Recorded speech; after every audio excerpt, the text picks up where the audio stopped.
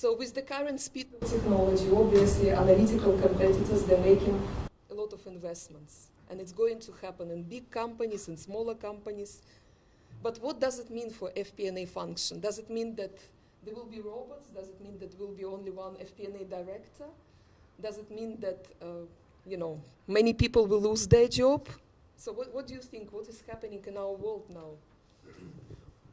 Well, again, if I sort of take my experience as an example, I see that certainly there's an opportunity in any FP&A function for the people in the organisation to actually, skill up in these areas. So we start to see a number of the analysts in Microsoft who are starting to take data science courses, learn how to become more adept at using kind of, lower level IT tools and such like. So rather than just sticking with spreadsheets, they're starting to learn how to use, programming languages and starting to become data scientists. So I think there's actually a huge opportunity, given the type of people that tend to exist within the finance organisations, for there to be a real strong career path towards the area of data science. So I think that's because it will appeal to the analytical nature of the folk in those functions, certainly in my experience. And I think the other thing that I see, and again, sort of referring to examples where, the analysts in Microsoft are actually able to then translate those skills to be much more business and even customer facing. So we have plenty of examples where our controllers and our analysts in our finance team are actually now working directly with Microsoft customers, both in terms of their finance departments and also helping us, when we're really working with customers who are making major investments in software, helping them to shape the programs, based on their experience in working at Microsoft. So I think, the kind of opportunity here is huge in terms of how this is changing the nature of the way that the function of an analyst can be applied within organizations. So absolutely. So probably it will be more value-adding and interesting job for us. So we will be more motivated. We will be able to retain the analytical talent, because if you spend a lot of time on non-value data activity, obviously you will lose your best people. And this is what's happening now. So any other ideas? So what is going to happen? What is the future? Yeah, I think if you look at the daily work of somebody working in a finance department, there is still a lot of repetitive and routine work also involved. You have to put figures together, you have to check things, you have to do manual analytics, you have to monitor your reports and so on. And I think here we have a big opportunity, because I think in the future we will have systems that can take care of a big part of that. Actually, to be honest, we're talking about that since 10 years, but the progress was slow. And I think now we will be able to make a faster progress here, which is good, because that would mean that we would have more time for reviewing, questioning the results of this analytics which have been performed automatically. It would give us more time for, the more sophisticated work, or the more sophisticated tasks which are part of our work. On the other hand, I think, of course, there is also some kind of a threat, and to be honest, I've got no idea, and I think nobody really has, where artificial intelligence will be in 10 or 15 years, and what it will be able to do then. I mean, it's been around since quite a time, and I think already 10 or 15 years ago we heard, there will be big changes. There was not much happening. So it's hard to tell what happens in the next 10 or 15 years. So I think a lot is possible. Let's see. Thank you, Matthias. I would say that it's definitely a threat to our classical accounting qualification. I don't know if people here, if you're a classical accountant, if you already see it coming.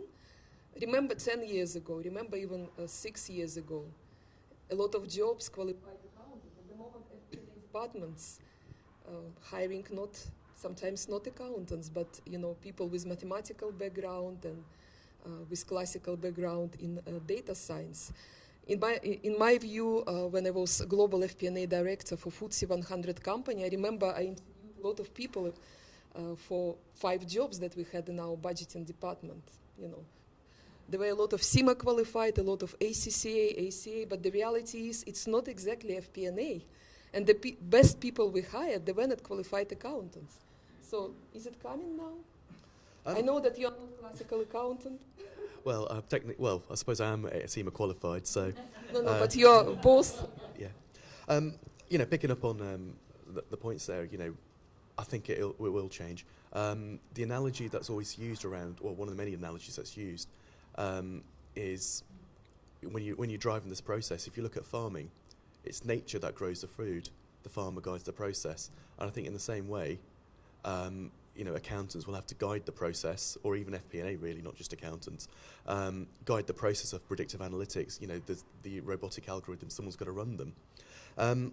I think the biggest, just to sort of mention, picking up your points, I think the biggest challenge, even now for data scientists, about 70-80% of their time is still spent on data preparation. So it's not a problem that they've managed to, go away. And it might actually get worse. You're looking at larger and larger data sets. If you're looking at predictive analytics, you can't just have data that's contained within a couple of spreadsheets. You really do need, huge data sets for it to actually make, to get some proper trends out of it. Not all bad news and doom and gloom. I think what I'm seeing, and I think this is really helping me in my day job as well, is a whole plethora of tools out there that doesn't require heavy programming and is becoming more accessible to sort of non-technical people like me. For example, I've been looking at Tamer for data blending, which is machine learning based. I've been using R, Rattle instead of R, which is a kind of one of the statistical programming languages, and RapidMiner to go and get data. So, these tools are becoming much more available. Another one I should really mention is H2O, which is an open source community of artificial intelligence algorithms that's available. So a lot of those tools are becoming available, and makes your day-to-day job easier. I think another really good innovation I've seen recently is experts on demand. So you can actually supplement your FP&A team with people in data science specialists just for a few days at a time. A website called Expertify I've been looking at, and it's a really good way of upskilling. So, the challenge with FP&A really is, not just how good I am as an accountant technically or analysis, but how do I actually drive change in the business? How do I use these machine learning and predictive analytics to actually understand the business problem and drive change? Thank you so much. I think it's a good idea for us now to look at practical examples and real-life examples that we know when those analytical methods, advanced analytical methods used in financial planning and analytics. So I think this is where we can also ask our audience as well, but also we will start from our panelists. Yeah, well, I've sort of mentioned, my practical example is about a year or so ago, our finance team in our head office in the US worked with our IT team to start on the journey to using predictive analytics, and where they focused was around our kind of revenue forecasting. So what they were doing was building a model that tried to take as many inputs from the business as possible to really understand how accurate our sort of quarterly forecasts from the various sales teams were. And that was an interesting exercise in that one of the things that we discovered was that I think to Tanbir's point, the quality of data is key, and that took a long time to make sure that we'd got the right quality of data out, coming back from the field, to make those forecasting processes even work. And then I think, we went through a period of, time, where people were a lot, less willing to take on board the quality of the forecast until it had been proven through a few cycles. But we're making great progress through that, and now we're actually starting to use those forecasts now as kind of our, standard route forward, which obviously is freeing up time within the FP&A functions to work on other activities. So we're on that journey, and we're starting to find models that work, and and are able to prove their value in terms of reducing the amount of time that people spend on that job, but actually proving to give us accurate results as well. So any other examples you would like to do? Yeah, I have a very specific example which relates to the live demo that I did today. So if you think about the situation where in the report you see that there is a certain problem with this new product, actually I think in the future that's also something a digital assistant or artificial intelligence could handle. So it would not be that you would get a report and you would check by yourself where do we have exceptions. It would have been done already by the digital assistant.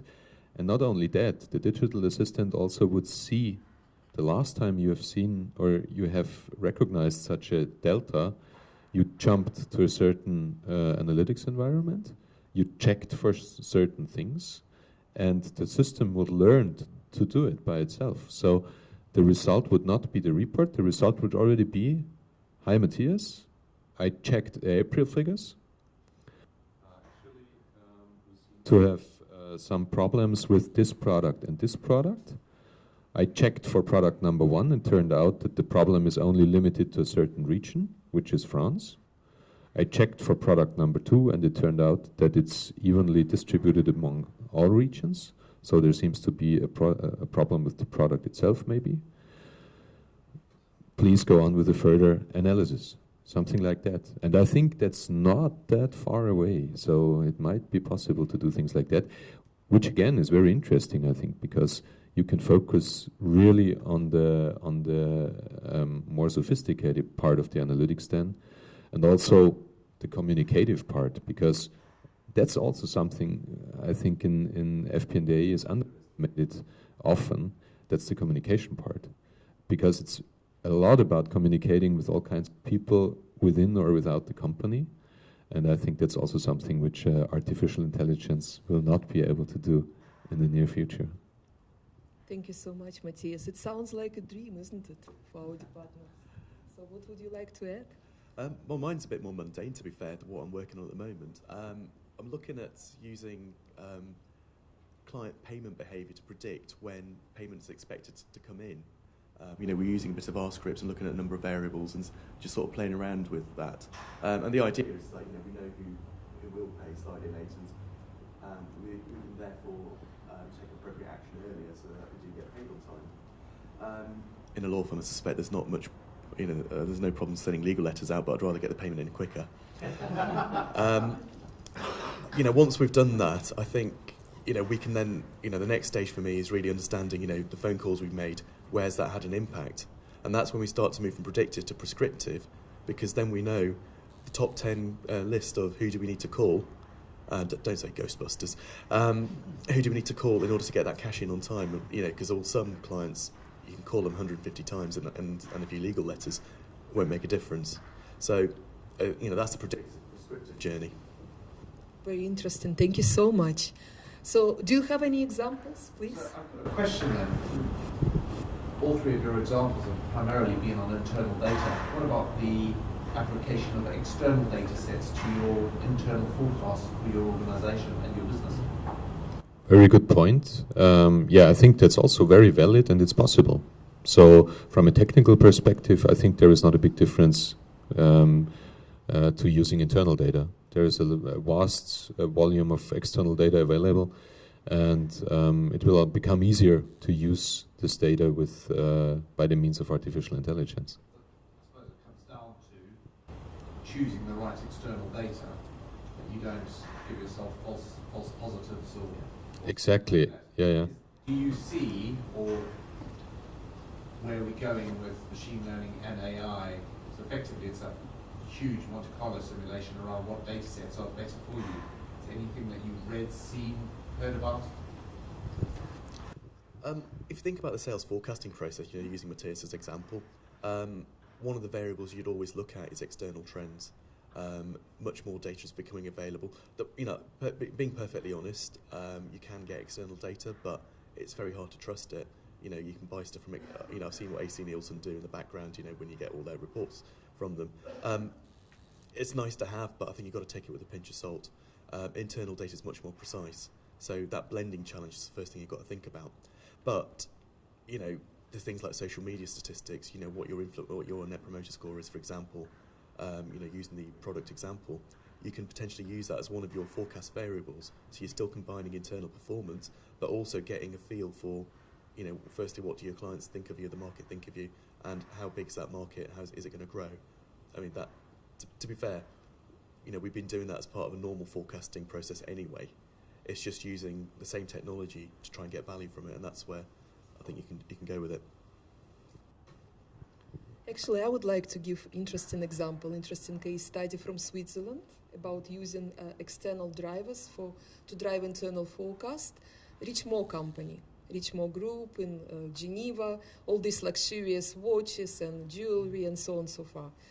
So they have data scientists that work for them in Geneva, obviously very expensive data scientists. And what they do for FP&A group, exactly for FP&A group, they forecast the currency exchange of Chinese currency to European currency, because actually from 65 to 75% of their buyers in Europe and also in America as well, they come from China. So with this forecast, they're able very accurately to forecast the sales in different countries around the globe. So this is a very interesting example how FP&A first works with data scientists, and the second, how they use external data to drive internal forecast. So any other examples in the audience, any other examples from the panel? Well, not another example, but I think the point with the false positive is a very valid one. And what the AI can do for you is check a lot of possible relations and give you some of them, and then there will again be a human sitting there reviewing that and having a look at that and saying, okay, that makes sense, that's rubbish. A classical example is, I don't know if you use the same story in the UK, in Germany, if a little kid asks you where do the kids come from, and the kid is maybe 4 years old, you would say the stork there is a stork flying and bringing the baby. And it turned out, very interesting, that countries where many storks live have more babies. So there seems to be a relationship. Absolutely, yeah. Then conclusions are, so obviously it's so essential, analytical transformation is so essential for current business environment. But it goes very slowly due to lack of culture, due to changes that are required in education and culture, in technology, in the way how we look at the things. So obviously it needs a lot of investments in people, in technologies. It needs the change of mainframe of people. And it's already happening. In many companies, it's already happening. So the main conclusion is I would like to finalize and to finish today's discussion with this wonderful quote from wonderful company, the founder of wonderful company, which is called Nielsen. Arthur Nielsen, many years ago, he said that the price of light is less than the cost of darkness. So this is almost the conclusions of our today's discussion. Somehow, because we are so busy, we don't have time to stop. We have constant deadlines in finance. We really don't go outside of our current framework. But this is the darkness. In our current environment, we really have to go outside to look and to think how other people do this, and to change the environment, people, processes, technology as well. Thank you so much for being with us today. Thank you so much, Alice, for giving me this opportunity to facilitate the discussion. And thank you so much to our panel for making this interesting.